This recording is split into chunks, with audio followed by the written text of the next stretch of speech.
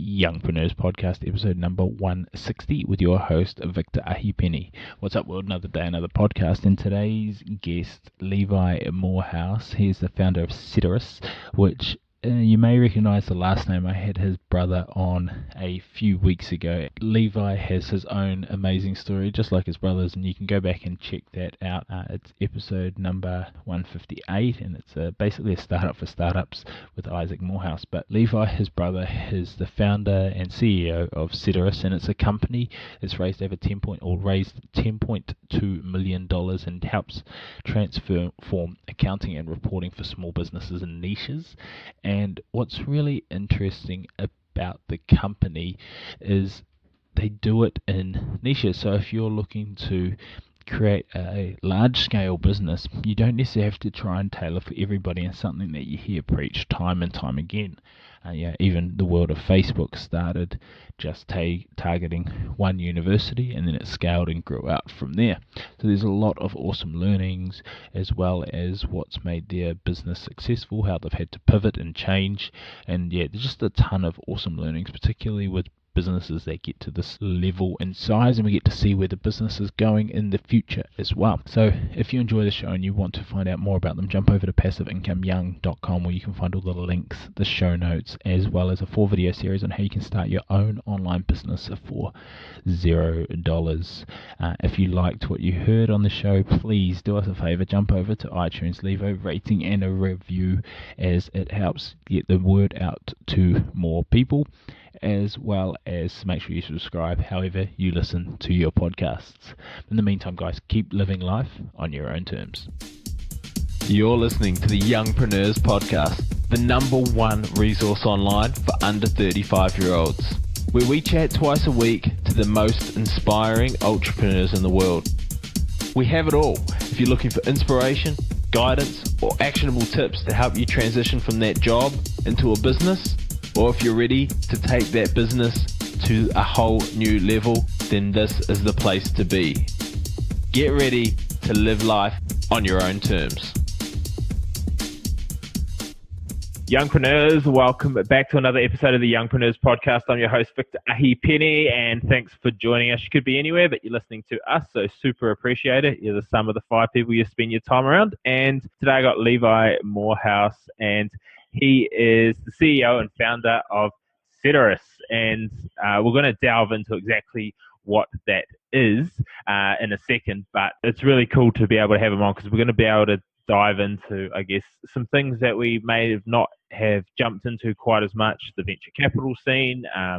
We've had a few people in their own startups, but it's always interesting, to delve away from the coaching world, or the smaller, just beginning world. And I'm sure a lot of you are going to get a lot of insight. So welcome to the show, Levi. Victor, it's good to be here. So I love starting off just to kind of get everyone a bit of a basis and a bit of an understanding.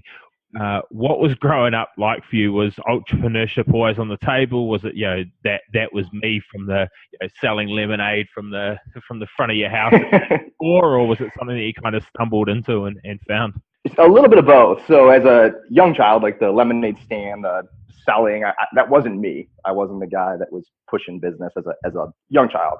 Somewhere in high school, I read the book Rich Dad, Poor Dad, and that was that kind of got me thinking in that entrepreneurial way. And kind of at that point, again, somewhere mid-high school probably, it just became really clear that I wanted to be an entrepreneur.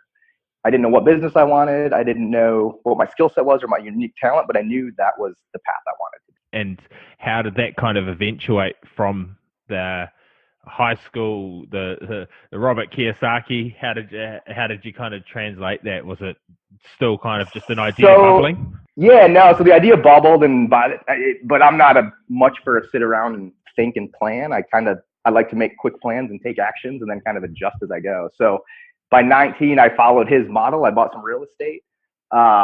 Ended up realizing I hated real estate and I had no unique skills in rental houses and fixing up junky houses and all that kind of stuff.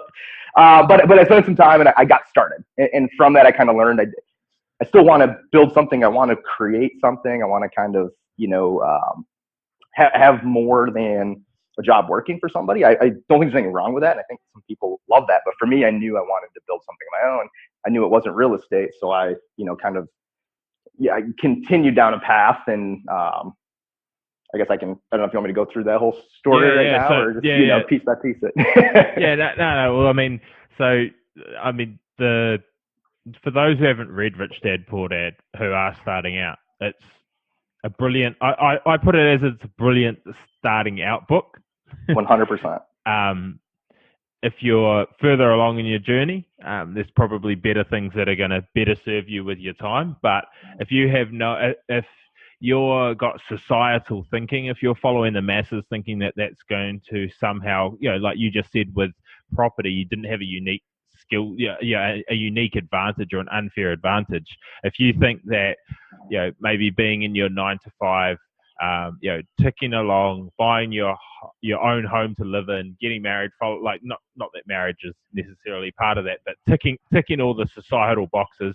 Rich Dad Poor Dad is a brilliant book to transition out of that, and then there's obviously a ton of other books to kind of build on it. But 100%. And throughout my journey, books and different resources I've found them, or they've found me as things have evolved, down the path. But that was for sure step one, and it was a good step one. I can't remember everything that's even in it, but it definitely got me on the right path. Was Ceterus, was that your first business? No. So post doing the real estate thing, I again knew I wanted to be an entrepreneur. Didn't know exactly what. I kind of learned that wasn't going to be it. So I went to college to get a business degree to kind of figure out what's, that's probably going to be helpful as I try to figure this thing out. Got into that a couple of years and found out that there's something really strange about me, and I actually loved accounting when I took my first accounting course.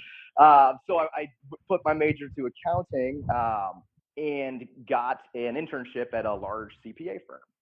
So again, this entrepreneurial itch was there, but I thought, well, this is a great opportunity. It's a really good job. It's the place I wanted to work. And, it's from a small town in Michigan, which isn't a really, it wasn't a super big economic area, but this is a really good firm regionally in the area. And got an internship, went to work there. Things were good. I really enjoyed it. I got my CPA. But 2 years in, I was looking around. I was like, this is the job that I wanted. This is the career path that I wanted. And every day I would leave the office and just feel like I was missing something. Again, I still had some real estate going on the side. I ended up starting a side business while I was there at the CPA firm. I'd be out on an audit and in the bathroom trying to close a deal on this business that I wasn't working. I had somebody else running it for me, but I was, owned the business and tried to start it up. That experience, I really learned that you can't, real estate, I learned you can't do a business that you're not uniquely gifted for. Or maybe you can, but it's going to be harder. You can do anything. I'm not one of those people that makes hard rules. But to me, it was going to be a lot easier to do a business that I was uniquely talented and passionate about. The second thing taught me I can't do a business without putting everything into it. I can't work a job at a CPA firm where you're doing 80 hours a week in your job and run a successful side business. You could do it, but again, it wasn't going to have the kind of success I wanted it to. So about 2 years after being at the CPA firm, I got out, went to work at a business where I kind of had intentions of maybe down the road buying that business out. In that experience, I learned that was a great opportunity. It was a great business. Again, it wasn't something I was uniquely gifted at, but it was opportunistic. And in that, it was, again, a good business, learned a ton, grew a lot as a professional and an entrepreneur. But eventually, after a few years, realized time schedules were different. It probably wasn't the right business for me. And I quit that and I started a small home care business. About 6 months into that, and that business is still around, it's a good small business, I recognized that my true ambitions were to build something very large, something that could impact thousands or millions of people in a positive way and truly put kind of my gifts into practice and just really create something to be proud of. And I realized this home care business was going to be could be a good local business, but again, I wasn't uniquely talented or passionate about it. In doing that, in those past experiences, I had always done the accounting, the bookkeeping, the reporting for the businesses I worked in. And I kind of, cloud technologies were just coming out. This was back around 2008. And they were just getting good for small businesses. They'd been around for a while, but small business was just starting to get really good tools developed. And I realized as a business owner, as a, somebody working with small business and big business, that these great tools that were affordable existed, but the business entrepreneur had to pick which one to use, figure out how to use it, and use it to get value out of it. And that was when the light bulb kind of came on. Most people hate doing this. It's a distraction from what they should be focusing on as a business owner. I love doing this. I think you can build a practice that's in the cloud, that's paperless, that's scalable, and all small businesses can come to you to have their bookkeeping and accounting just done for them, and not have to buy the software and find someone to help them do it. So anyway, I realized that's kind of the light bulb moment. I said, this could be the business that's not just, this kind of small business that's not scalable. This could be something that's truly scalable. So I launched Ceterus in 2008 with that focus, just myself, and kind of over the next 5 years built that service business up to, I think we had around 25 employees. We had a lot of customers across, the country.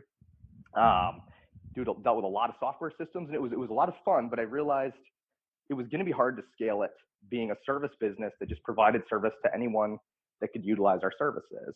So we had to make some really hard decisions. So what was your service then? Was it just like a done for you accounting service? Done for you, more or less a done for you back office. Yeah. So accounting, payroll, taxes, reporting, invoicing, anything you needed done, we would go in and scope it and do it. Was your team all locally based, or did you have outsourced team overseas and stuff to? Team was locally based for the most part, somewhat of a dispersed workforce where I had some people around the country. Yeah. As well, but for the most part, we had an office, and most people were local. Anyway, got to that point, and I said, it grew fast pretty much every year, but it got to a point where I could see growth was going to become very, very painful as a service business that provided this kind of boutique suite of services. So really made the hard decision to let's focus on a very small segment of our customer base, but one that could be scalable, one that there's a lot more people just like them. If we can develop a great product for them and package it to work great for them and really provide a ton more value to a certain customer segment, but also make it scalable for us. So in doing that, we chose a couple segments within our business. We had to get rid of some other customers that was no fun at all. I mean, they were great customers. It just didn't fit kind of where we were trying to take the business. And also decided we needed to develop our own software, our own platform to build efficiencies, automation, do some really valuable things with reporting and benchmarking for our customers that they could then utilize. So we kind of made that switch and, kind of essentially became a software company with a service, or what I call like a complete solution for the small business customers that we service. So take me back. There's a couple of really interesting points you brought up. I mean, one I laugh when you were talking about the property and the skill set, etc.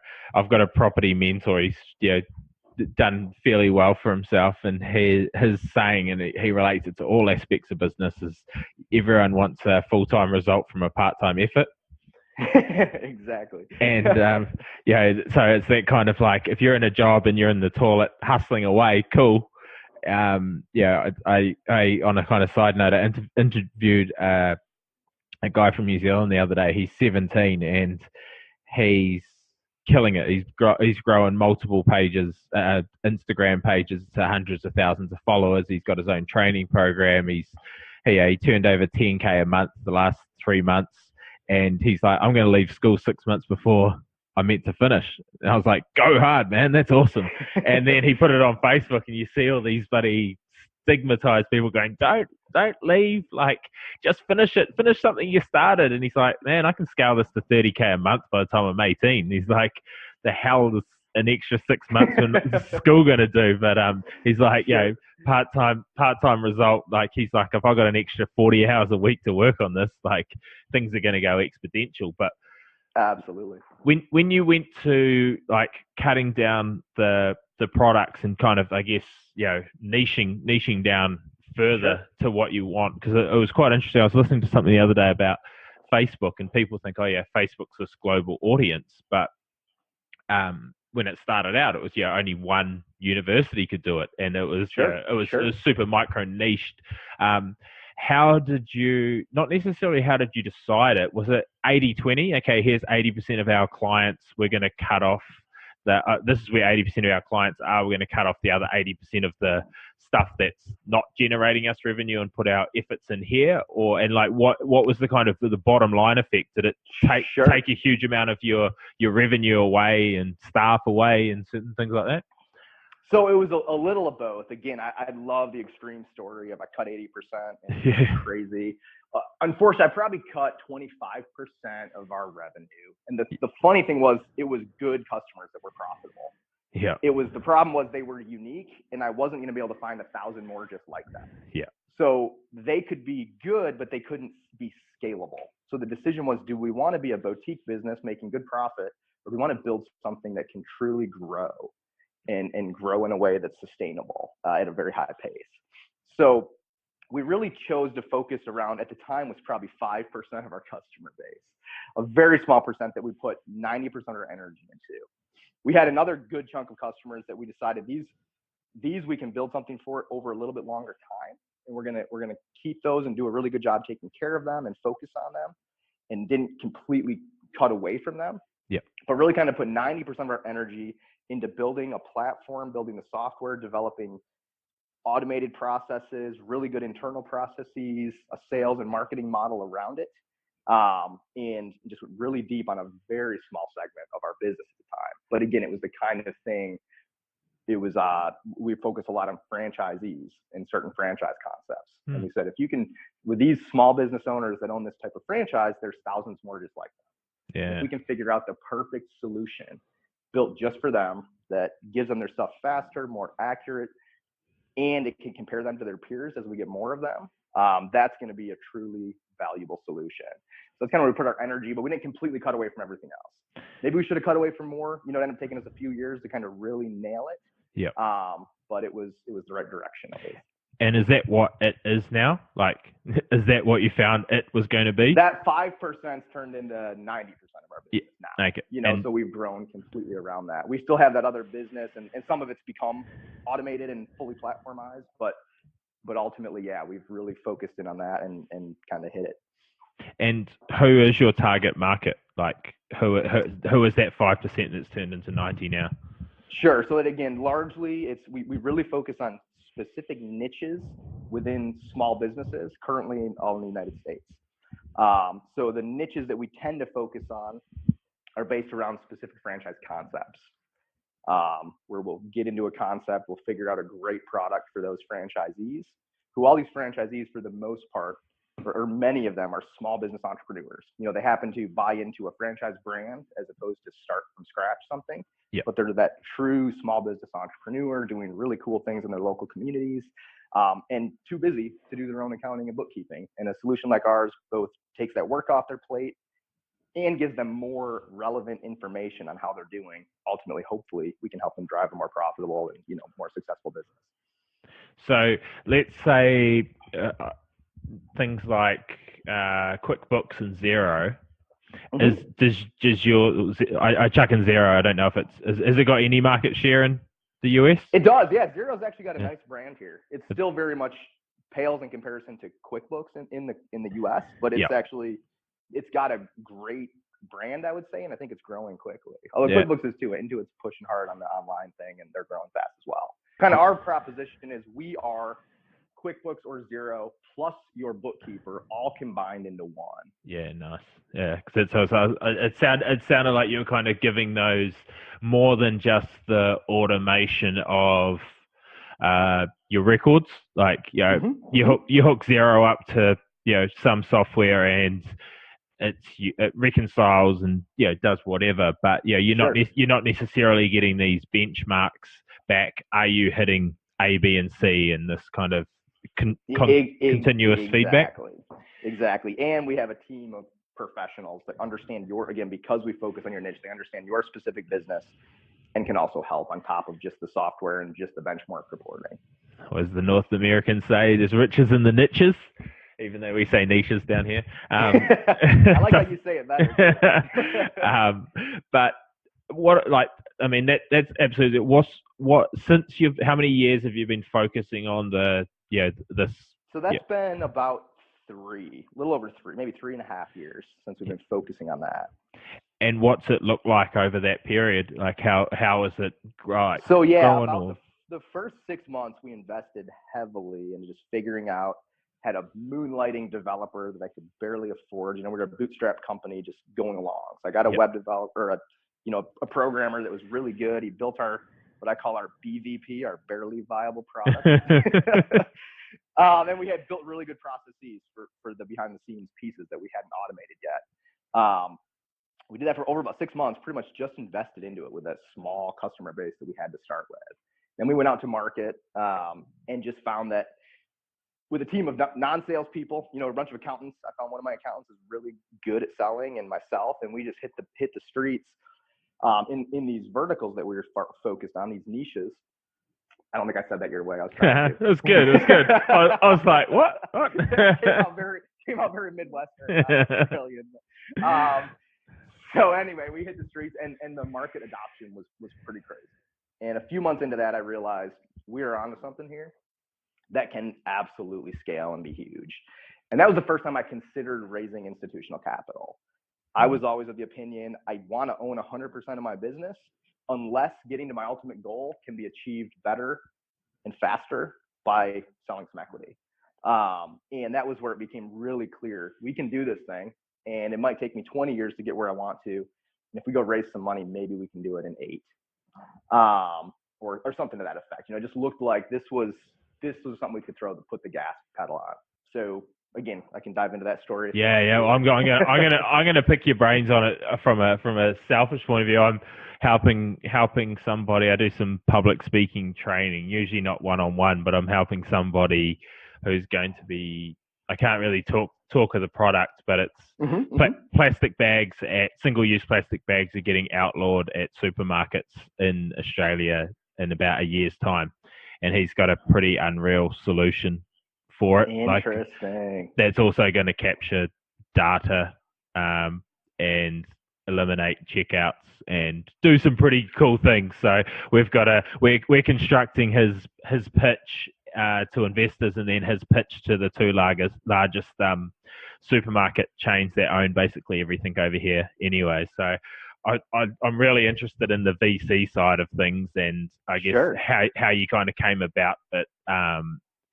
So what was your I guess what was your obviously your tipping point was getting there faster and slightly hopefully easier, but what kind of hard decisions did you have to make, or was it guesswork with I'm going to give away X amount of percent for some people who go on Shark Tank and they got no freaking idea, and they're like, I want 10% for $100 million, and I haven't made any pre-sales at the moment. Like, how did you kind of work through that and get to the VCs?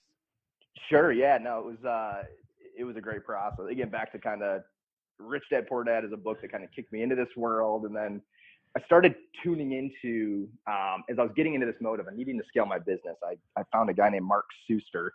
He's a VC, former entrepreneur, used to do a podcast. He blogs a lot. Another blog is called by Fred Wilson. It's called avc.com. Anyway, I started reading these things, and it really kind of tuned me into, okay, this is what a truly scalable business has to look like. These are the attributes you need to have. This is the kind of growth you need to have. This is how you work on investors and things like that. And it kind of became my MBA, I guess, if you will, in being a kind of a startup entrepreneur. I was a good small business entrepreneur, but to kind of be that high growth VC-backed startup entrepreneur, I didn't know what I was doing. Part of the country I was from doesn't really have any scene like that, and so it was all new to me. Yep. And I thought I knew a decent amount from those guys, from my blogging MBA, I guess. And then I started talking to investors, and I realized I knew nothing. And my original pitch decks would make me cringe if I saw them today. And the answers I had to simple VC questions would make me cringe, I guess. Again, I've never had trouble jumping in and trying to figure something out, kind of like when I started doing real estate. But at the same time, I try to learn and adapt quickly, because I did a very poor job right off the bat.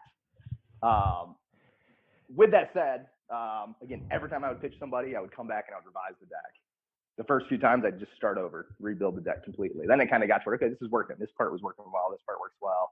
Got to tweak this in a little bit, and just continually work it. And I got to where I was feeling pretty good. I knew there was a lot there. I had a huge business. I could have talked for hours about it. Problem is, how do you take that to 10 minutes or 30 minutes or 40 minutes or an hour and hit all the key points the right way and don't steer off onto stuff that no one's going to care about? So it's really a matter of boiling it down and really being concise.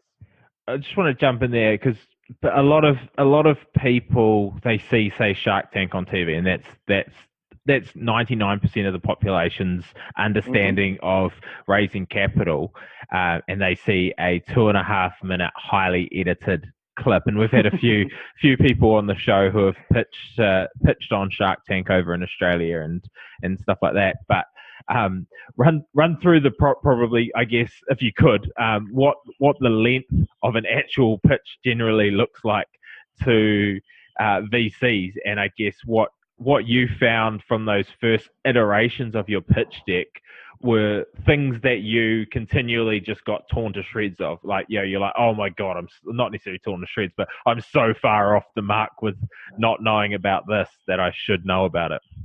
Sure. No, those are great questions. So for me, and again, so I'm going to speak from my perspective, which is very unusual, I think. I'm not in Silicon Valley or New York or Boston where there are VCs in town. There's very small VC. I started the business in Michigan. We had moved it down to Charleston, South Carolina, where we're headquartered now. Right around the same time, we kind of switched to the software model. And anyway, it's still not a big hub of VC activity. So most of probably my first 15 pitches were phone calls. And it was somebody connected to somebody. Again, I was just grinding out trying to get in touch with anybody. Yep. I didn't know people. So somebody knew somebody and they would get me the phone call. And some of those pitches were 10 minutes. It wasn't like I'd send them a deck ahead of time. It wasn't hey, pitch me over Skype or, let's do a web share. It was just, let's talk. Yep. And a few of those were an hour. And, I tried to learn from the one that turned into an hour. What did I say that piqued their interest? How did that move forward? And sometimes it was me, and sometimes they just weren't interested in what I was doing. That's okay too. I tried to learn from each of those. So those pitches kind of were dictated on, I feel like, how I performed in the first 2 minutes. Yeah. And not even perform. Like, they're not looking for, again, most of the VCs I've run into aren't looking for you to be a showman. They just want to know your stuff. And within that first 2 minutes, something about your business itself has to be interesting to them. Yeah. So what I found was talk about a small amount about the long-term vision and a good amount about your current traction, assuming you have some. Yeah. And that combination right off the bat says, boom, validated. B, it's a big upside, so it's worthy of something like a VC investment. It's not just going to kind of slowly move along. And those two things combined tended to drive the discussion. And then based on the type of investor, you might spend a lot of time talking about the big, radical, world-changing technology, or a ton of time talking nuts and bolts on the traction, the numbers, the unit economics, and all that kind of stuff. And then just be good and be ready, know your business. A good entrepreneur, I think, has an easy time once the discussion starts going back and forth. It's getting that investor to engage to that level that I found was very challenging. And again, now it doesn't feel that challenging. I learned. It was just off the bat that took a little bit of little self-education. Yeah, because that's basically what we've been working through. I said, look, make a 15-minute pitch, because you can always, it's like an entrepreneur can always talk more about their business. Yep. It's talking less and being effective. Like, absolutely. So his 15-minute talk at the moment is 3 to 5 minutes, that if we were to cut it off there, you could lead into questions. Like, yes, that is perfect. But then, from 5 to 15 minutes kind of goes a bit more in depth, but we've cut so much off that it gives them enough that, hey, we know that we're not giving you enough information, so your question is actually going to be this, because we didn't give you that piece of information. And then we've already got the answer, almost not ready for you, but so that we're guiding you to make, like you say, make them engage. Like, but have you already got patents? Well, yes, actually, we've got blah blah blah blah blah, and they're like, oh, giving them like nice little ticks. So it's a really, it's a really interesting and challenging process to, it's not your high school, grade 10 class speeches that we're just trying to get the ticks. It's really taking them on an awesome journey. Absolutely. And to me, again, whenever I look at it, I say, what would I have done different? I can't honestly, besides what I've learned in the process. Yeah. It's kind of like you can practice a lot, Yeah. But until you get in the game, you just aren't. At least for most people, you're going to take some games before you're good at playing the game. Practicing it and reading about it is different than doing it. And so I would just suggest start doing it. Yeah, you'll get better over time. I mean, that's what we talked about. I mean, I'm more helping him with the talk, but he showed me his timeline. I was like, well, why don't we just shorten this timeline and just do it and get in front of people? Because if you've got money, things speed up. If you're pissing around, then money. I mean, he had a pretty good timeline, so it wasn't shortening that much. But yeah, the quicker you can take action, the quicker you can find out what you're doing wrong and start doing it right. Because the big pitch is really having the money behind, and then he can pitch the bigger companies. It's an interesting model. But what did you raise for? Was it like exchange for like what kind of percentage of the company did you trade, if you're allowed to say? Yeah, we don't disclose the percentage and stuff, but it was a typical VC deal where it was equity. We did a Series A round, so we kind of self-funded past what I would call a seed stage, just because we had kind of bootstrapped for a long time. So we went straight to a Series A round. We just recently did an extension on that. We call it our Series A1. So in the last year, we've raised $10 million all in, and gave up some equity for that, obviously. Yeah. And was it just VCs, or was there kind of any sweat equity contributions, or? So we did carve off a good chunk of stock options for some, employees that have been with us for a long time, as well as for future hires, for the executive team, as well as just every employee here has, some ownership with some stock options. We also, pretty much then VCs. We had 2 angel investors that participated a little bit, but primarily 3 VC funds the first round and 4 in the second. And do you envision Series B? Probably a Series B. I'm, again, back to just my roots. As much as I've learned this institutional capital world and kind of figured out some of the workings of it and what matters, and there's certainly value to it in scaling faster, I'm still of the opinion I don't want to.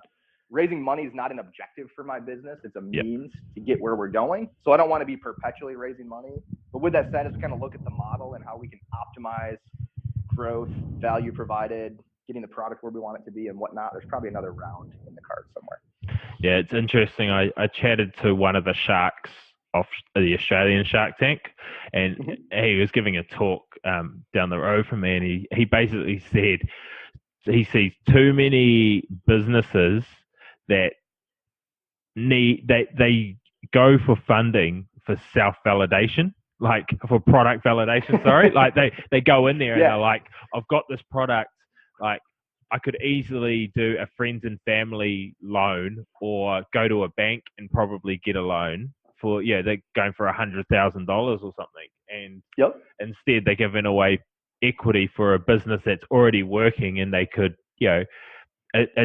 the speed up, probably the trade-off isn't worth it. They're not actually getting that much value out of it. So it's like you're saying, you're kind of pushing it to the brink of, okay, we've bootstrapped as much as we can. We're either going to not get enough value out of it. We need funds. And then it's again, kind of use that VC funding as much as you can before you kind of take it to the next level. Absolutely. That's always my opinion, is use the best tool to get where you're going. And if it's not clear, protect your equity, protect control, and all those kind of things. If it's really clear, you can get there faster, then you know what you're getting into, and pursue it.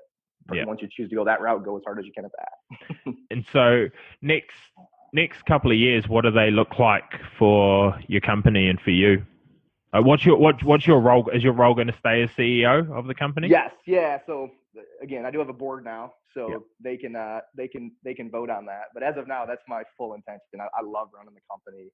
I've loved the growth. Again, we just crossed 100 employees. So, from running it just by myself to 20 employees to now 100, it's new challenges, new learnings every single day. And so I absolutely love that.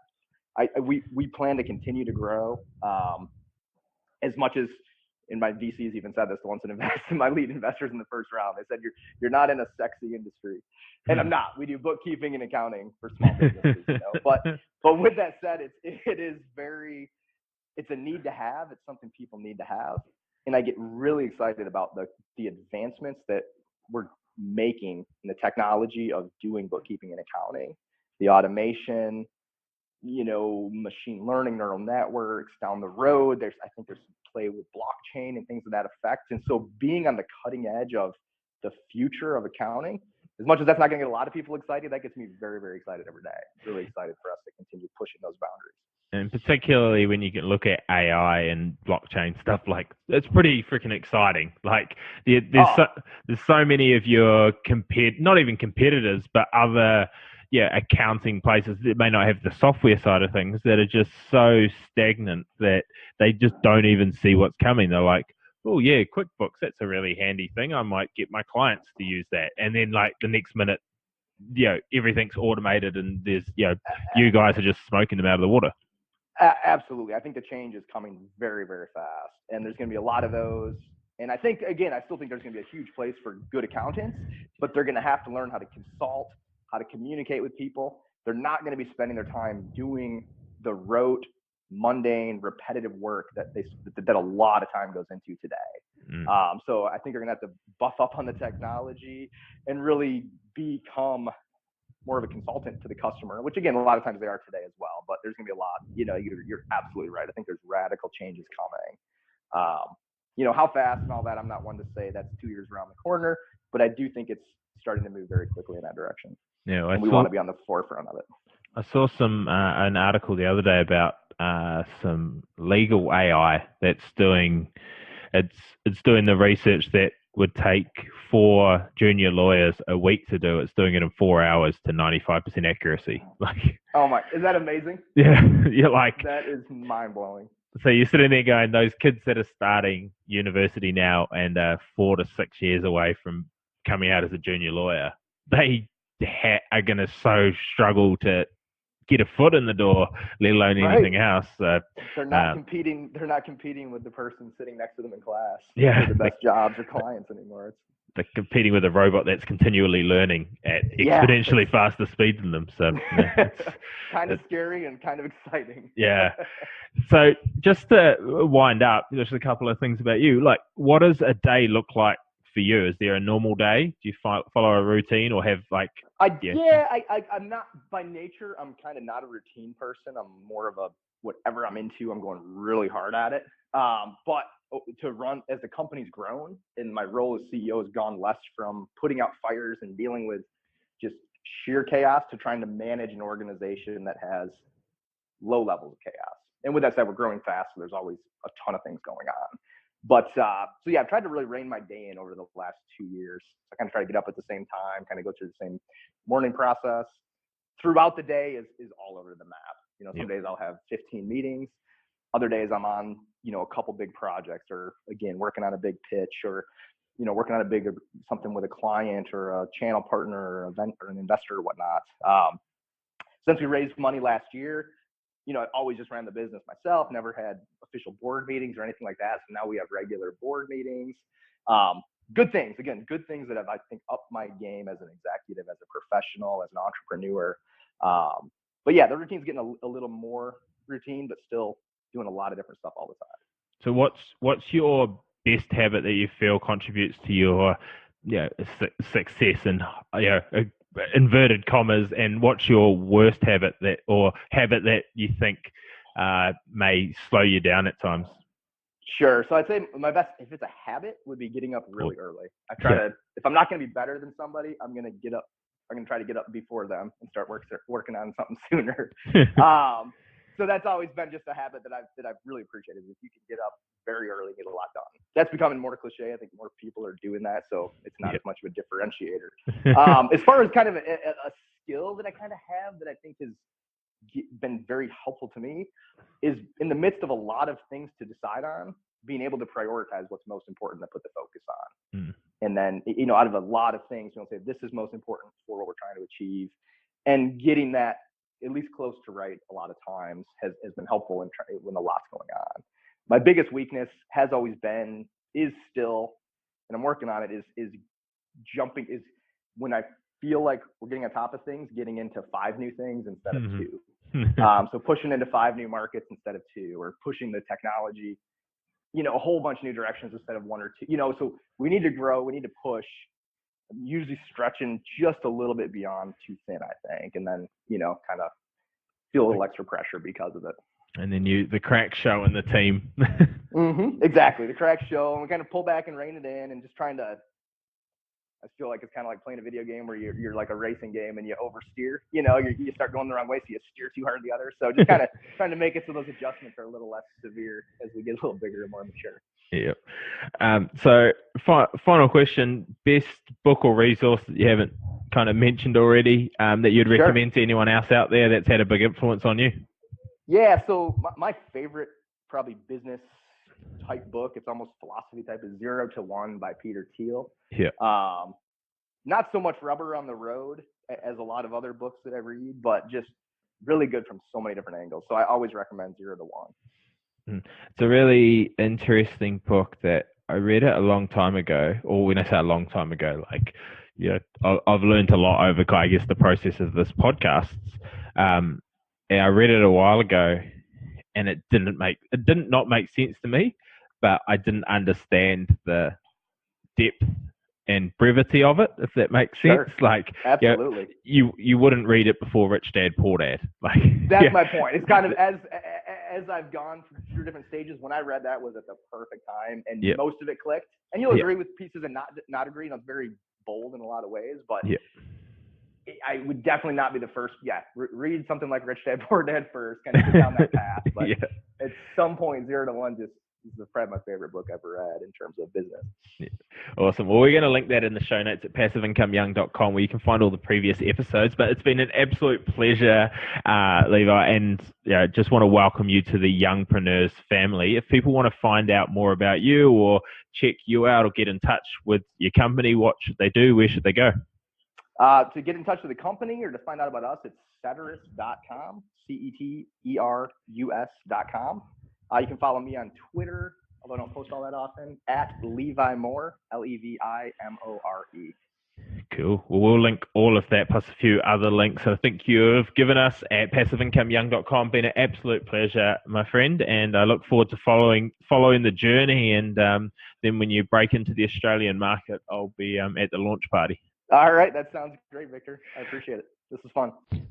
Thanks for listening to the Youngpreneurs podcast. This was proudly brought to you by the Podcast Institute, the #1 training resource to take your business from chasing leads to leads chasing you, and from an absolute amateur to a full-blown authority. If you're looking to take your business to the next level, then a podcast is the obvious answer. You can get national and global exposure in a very fast time, and it's just exactly what I've done with this podcast. So if you want to find out more, get a checklist on how you can get started for under $60, and to find out more through a small training video that I've prepared for you all, then please check out passiveincomeyoung.com/podcast training.